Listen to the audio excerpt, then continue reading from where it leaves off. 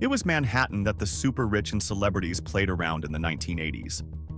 However, if I had said one man risked everything he owned for one building in an era where luxury condos didn't even exist, you won't believe me. You would call him a fool for taking such a risk, but guess what? He did it. He turned his $1 billion gamble into a global icon. Who is the man behind this story? None other than Donald Trump. Donald Trump is well known for his state business tactics, and this gamble was also a hint of his expertise in the field. Billionaire developer Donald Trump has put his name on a New York City hotel, shopping center, and apartment buildings, as well as a casino in Atlantic City. And now he's going to put his name on a big piece of Eastern Airlines. Look at this tweet. It shares how Trump transformed the Bonwit Teller into Trump Tower. But let's go into some details of what exactly happened. This is the story behind Trump's $1 billion gamble, one that is full of audacity, risk-taking, and yes, a bit of recklessness.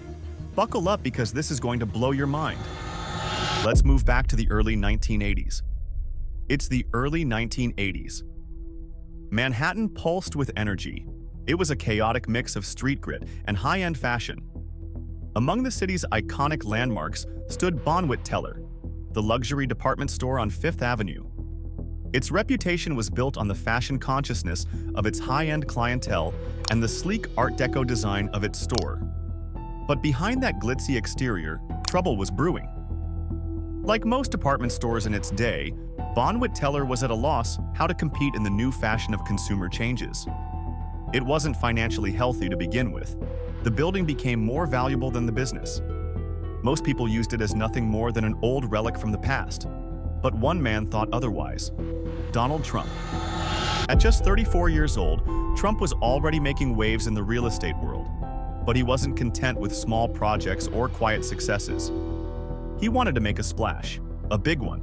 When he looked at Bonwit Teller, he didn't see a failing department store. He saw the foundation for something monumental. Trump's plan was bold. He wanted to demolish Bonwit Teller and replace it with a 68-story skyscraper. Donald Trump was looking to make his mark in Manhattan real estate. And Donald came upon this site which had the Bonwit Teller building on it. It was kind of a landmark building. It was next door to Tiffany's. He loved it. It was to be called Trump Tower, 58 stories of high-end retail and high-priced condominiums. A building that would be a mix of luxury condos, offices, and high-end retail. But here's the twist. At the time, the market for luxury condos didn't even exist. That's right. Trump wasn't just building a skyscraper. He was betting on a whole new market that hadn't been proven yet. Critics were merciless. They called it irresponsible. They said Trump was in over his head. One analyst famously quipped, "Who's going to pay millions of dollars to live in a condo when they can buy a mansion for less?" If you think this sounds short-sighted, yes, it was. But Trump didn't flinch. He believed in his vision, even when no one else did. To him, Bonwit Teller wasn't just a department store. It was a stepping stone to creating a new standard for luxury living in Manhattan. Here's where the story gets really wild. To turn his dream into reality, Trump needed money, a lot of it. We're talking about hundreds of millions of dollars. So he did what any ambitious entrepreneur would do. He went to the banks. Trump managed to secure a $250 million loan from an alliance of banks, including Chase Manhattan. That's over $1 billion in today's money. And here's the kicker. Trump didn't have the kind of security most banks would demand for such a huge loan. What he did have was his reputation, his ability to sell a dream. And the banks bought into it. If you think this sounds like a crazy risk, oh, it was.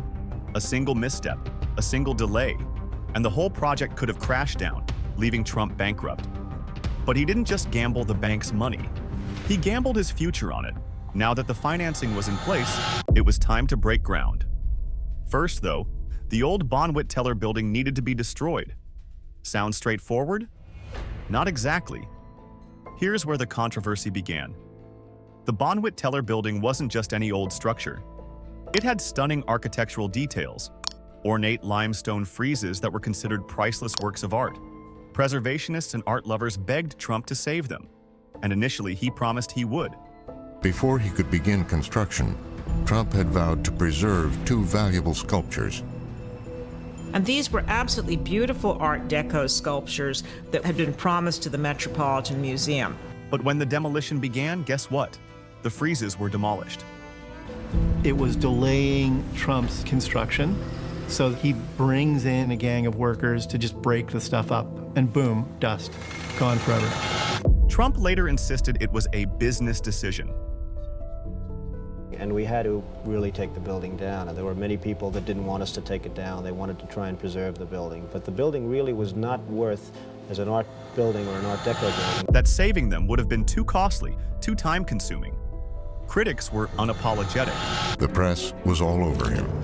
Trump suffers a major hit in his reputation in New York because people see this as an act of vandalism. But Trump didn't care.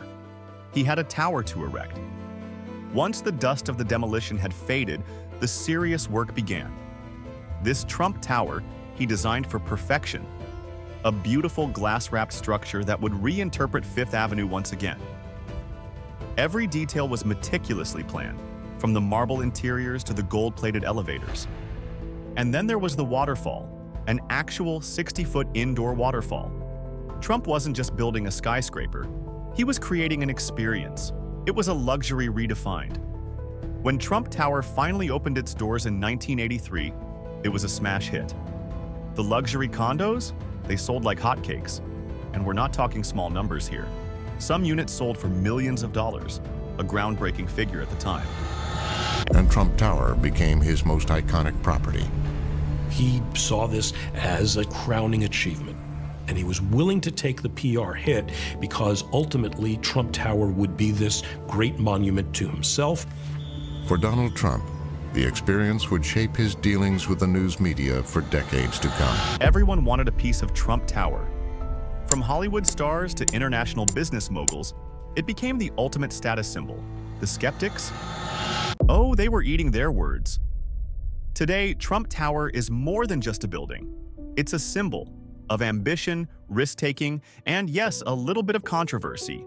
Love him or hate him, Donald Trump proved the doubters wrong with his $1 billion gamble. And in doing so, he changed the landscape of Manhattan forever.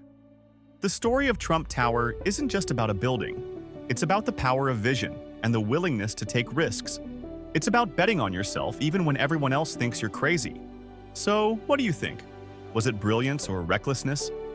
Maybe it was a little bit of both. But one thing's for sure, Trump's $1 billion gamble paid off, and the world will never forget it. If you like this deep dive into Trump's $1 billion gamble, give this video a thumbs up, and don't forget to subscribe and hit the bell icon for more relevant videos in the future.